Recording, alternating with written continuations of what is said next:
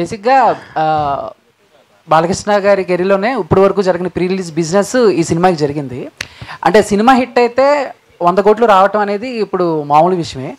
But కలెక్షన్ల పరంగా చూస్తే ఇప్పుడు సంక్రాంతికి వస్తున్నాయి కాబట్టి ఆటోమేటిక్గా వేరే సినిమాలు కూడా ఉన్నాయి. సో కలెక్షన్ పరంగా ఏమన్నా ఎఫెక్ట్ అయ్యే ఛాన్సెస్ ఉన్నాయి అనుకుంటున్నారా మీరు? మీరు ఎలా అడిగారంటే ఇన్కమ్ ట్యాక్స్ వాళ్ళకి చెప్తున్నట్టు అడిగారు నన్ను. ఇప్పుడు నేను కలెక్షన్ చెప్పి వాళ్ళకి ఏదో ఒక నెంబర్ చెప్పి అవన్నీ అవసరం, డబ్బుల గురించి ఎందుకు డిస్కషన్? సినిమా సంక్రాంతికి మంచి సినిమా, గ్యారంటీ హిట్ సినిమా, అంతవరకు అయితే గ్యారంటీ.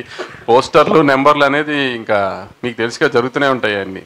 నాగవంశి గారు, ప్రజ్ఞ గారు, నాగవంశి, ఇది జనరల్గా ఏదైనా ప్రెస్ మీట్ పెట్టిన ఇంటర్వ్యూలో కానీ మన తెలుగు స్టేట్లోనే ట్రెండ్ అవుతుంటారు. ఈ మధ్యలో బోని కపూర్ విషయం అది నేషనల్ లెవెల్లో ట్రెండ్ అవుతున్నారు.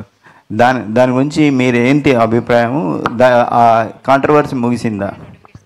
అసలు కాంట్రవర్సీ ఏమైందండి? మొగడు ఎండ్ అవ్వడానికి కానీ స్టార్ట్ అవ్వడానికి కానీ ఏం కాంట్రవర్సీ అయింది? ఇప్పుడు నేను ఏదో సౌత్ ఇండియన్గా ఒక సౌత్ సినిమా గురించి ఏదో చెప్పాను, వాళ్ళు నార్త్ ఇండియన్స్గా కొంచెం హర్ట్ అయ్యారు, అయిపోయింది అక్కడతో. అంతే, దానికి ఏమి కాంట్రవర్సీ ఏం లేదండి. దానికి ఏమి.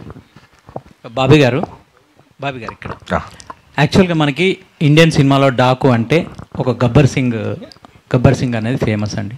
అంటే మీరేమన్నా ఆ క్యారెక్టర్ తీసుకొని దాన్ని పాజిటివ్గా ఇలా ఫ్యామిలీ అలా ఏమైనా ప్లాన్ చేశారా?